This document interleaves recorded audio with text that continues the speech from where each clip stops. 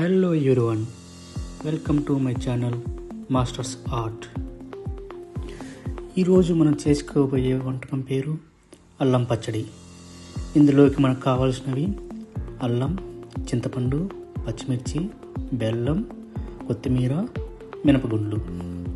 ముందుగా పొయ్యి మీద ఒక ప్యాన్ పెట్టుకొని 4 నుంచి 5 స్పూన్లు ఆయిల్ వేసుకోవాలి.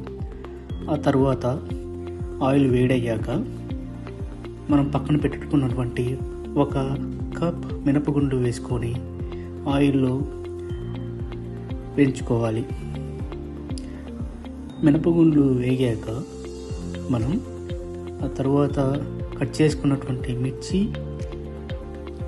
అల్లం, చింతపండు వేసి ఒక 2-3 నిమిషాలు వేగనివ్వాలి.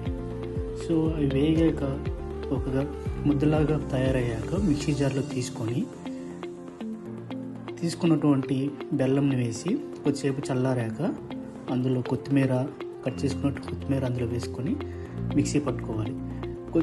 మధ్యలో నీళ్ళు యాడ్ చేసుకోవాలి. పోపు గిన్నెలో తాలింపు గింజలన్నీ వేసుకొని మనం రెడీ అయినటువంటి అల్లం పచ్చడిలో వేసుకోవాలి. మనం అల్లం పచ్చడి రెడీ అయిపోయింది. ఈ అల్లం పచ్చడిని మనం మార్నింగ్ బ్రేక్ఫాస్ట్ దోశలోకి, పల్లీ చట్నీ కాంబినేషన్లో తింటే చాలా బాగుంటుంది. ఈవినింగ్ స్నాక్స్, పునుగుల్లోకి ఎంతో బాగుంటుంది. చూసారు కదా ఎంత బాగుంటుందో. Thank you very much. మీరు కూడా ట్రై చేయండి. నచ్చితే లైక్ చేయండి, షేర్ చేయండి, సబ్స్క్రైబ్ చేయండి అండ్ కామెంట్ చేయండి and give some suggestion. Thank you.